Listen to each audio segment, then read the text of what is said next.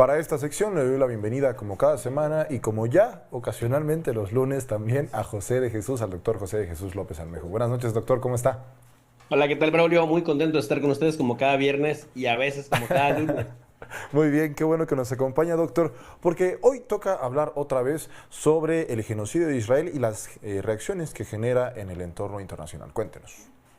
Pues mira, ante la apatía por parte de los gobernantes europeos para sancionar a Israel y el pavor que tienen los congresistas estadounidenses y el mismo presidente Biden e incluso la oposición, en este caso Donald Trump, para siquiera tocar a Israel con el pétalo de una crítica, dos países, dos potencias medias ya lo están haciendo. Uno es Turquía y el otro es Colombia.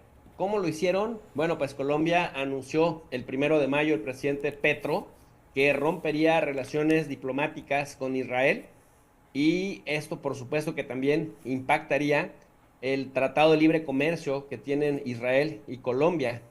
Y si bien es cierto que el volumen comercial no es tan significativo como para que pueda afectar a Israel o a Colombia, porque no rebasa, mira, entre 2010 y 2020 fue de apenas unos 580, 600 millones de dólares. Para ese tamaño de economías realmente es simbólico, pero sí le puede afectar en ponerle un país más hostil en América Latina a Israel. Recordemos que en América Latina, Cuba, Nicaragua, Venezuela, ahora el mismo Colombia, ya Bolivia lo había hecho desde el año 2023, han roto relaciones con Israel y pues el otro riesgo que tenía Israel es de que otros países en la región siguieran su ejemplo, particularmente Honduras o el caso de México. Bueno, vamos a ver cuáles serían, digamos, el efecto dominó de esto, porque también es cierto que aunque solamente era simbólico su nivel de volumen comercial, valga la redundancia, en lo que sí había una relación muy estrecha es en la cooperación militar. Recordemos que Colombia juega un papel de Ujú.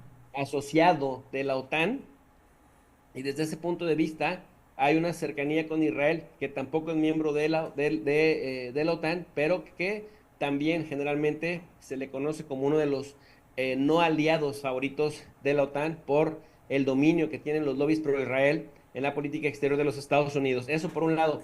Por otro lado, cabe señalar que Gustavo Petro dio tres razones. Braulio, la primera razón dijo, no podemos dejar que muera Palestina, porque si muere Palestina, muere la humanidad. Tiene una carga ideológica muy importante porque históricamente se habla en los círculos, sobre todo de izquierda y de centro izquierda, que Palestina representa el último bastión de resistencia contra el capital financiero y contra el complejo militar industrial, contra el sistema colonial del siglo XIX, que es este estilo de colonización israelí, ilegal a todas luces, criminal, pues ese siglo XIX todavía practicado en pleno 2024, en pleno siglo XXI. En segundo lugar, dice Gustavo Petro, entonces rompemos relaciones porque tiene un gobierno genocida Israel y no podemos ser cómplices por omisión. Y el tercer punto, ¿no? El que rompe las leyes, el que rompe el marco jurídico internacional, pues no tiene derecho a su reputación. Y en ese sentido, dice Gustavo Petro, pues el tiempo nos dará la razón. Y fíjate, Braulio, que hubo una muy lamentable respuesta que pinta de cuerpo entero al gobierno de Israel. Ujú. Israel Katz, el actual ministro de Relaciones Exteriores, le respondió a Petro que era una pena, que era una vergüenza, uno, que fuera antisemita, que ya sabemos que algunos académicos, algunos pseudoperiodistas pro-israelíes y políticos israelíes, la única manera que tienen para curarse en salud es llamando antisemita a todo aquel que se atreve a cuestionar lo que están haciendo en contra de los palestinos. Y le dijeron que era una pena que se pusiera del lado de los subhumanos monstruosos. Y esto, francamente, me recordó a estos discursos cuando uno revisa en la historiografía y la hemerografía cómo los nazis de la Segunda Claro. Guerra Mundial se expresaban de los judíos de esa época, pues nada más cambias de nombre y cambias de época y es algo parecido. Entonces, Gustavo Petro se mantiene. y el que también prácticamente del otro lado del mundo, en un lugar geográficamente más cercano a Israel y a Palestina, rompió también con Israel, fue Turquía.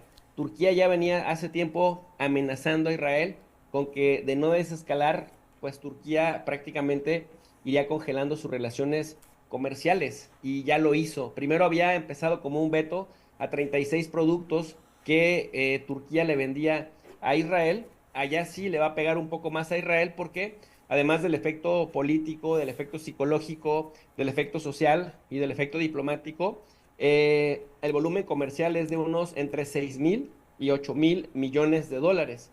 Le afecta más a la economía de Israel porque es muchísimo menor y más pequeña que la economía turca, pero es una forma por parte de Turquía de sancionar de manera directa a Israel y recordar que históricamente Turquía, Braulio, cuando Israel prácticamente era un estado paria en el Medio Oriente, la única puerta o el único país pivote en la región con el que podía más o menos mantener cierto nivel de relaciones comerciales o los turistas israelíes podían hacer visitas, era prácticamente Turquía, tanto en Turquía continental, por llamarle de alguna manera, como la Chipre turca.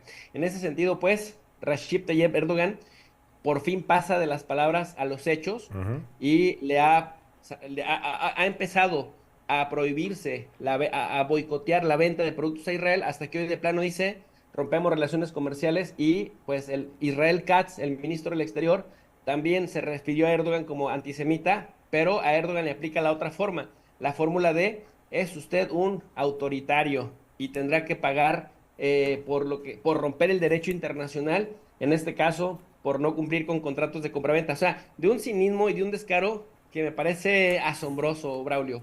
Sin duda, pero digo, es asombroso porque afortunadamente no hemos perdido la capacidad de asombrarnos, pero es la constante de lo que ha hecho recientemente Israel con quienes no se alinean con la propaganda que niega el genocidio que están llevando a cabo en contra del pueblo palestino, que ahorita usted ejemplificaba muy bien. Katz menciona que los palestinos o que Gustavo Petro y Colombia eligió el lado de los subhumanos y literalmente es el mismo discurso que se utilizaba para definir al pueblo judío durante pues el genocidio en contra de los judíos en la Segunda Guerra Mundial.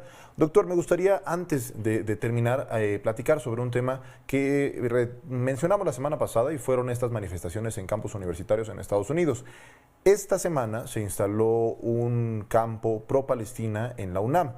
Y hubo reacciones encontradas de parte incluso de comunicadores y de personas que tienen micrófonos en medios de comunicación llamando a que se reprimiera, que se retirara ese campamento de la UNAM. ¿Qué opinión le merece, doctor?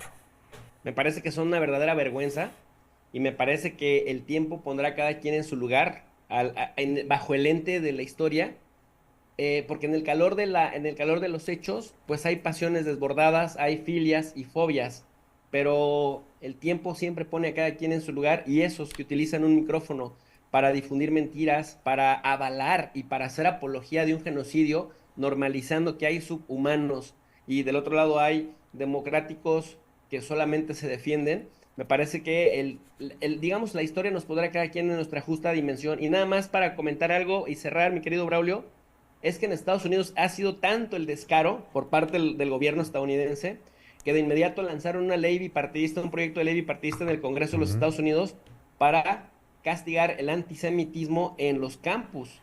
Y dentro de las premisas que te convierten en un antisemita es criticar a Israel y dos, decir que los israelíes hacen con los palestinos lo que los nazis hacían con los judíos. O sea, ya elevaron incluso a un nivel muy, muy, muy exagerado el concepto, que lo manosean bastante, tomando en cuenta que los palestinos también son semitas, así como otros pueblos árabes. Y lo peor de todo esto es que Joe Biden, que sanciona a Cuba o a Venezuela, o por lo menos critica en Irán, en Georgia, cuando hay manifestaciones que son reprimidas por las autoridades de esos países, pues ahora Joe Biden salió a decir que las manifestaciones con violencias no están protegidas por la primera enmienda constitucional. Luego entonces sí merece la pena la represión que están teniendo los estudiantes que se manifiestan pacíficamente en los campus, Braulio. Completamente reprobable, doctor, y también es un falso dilema muy endeble. Es decir, si fuera discurso en contra del pueblo judío, si fuera antisemita,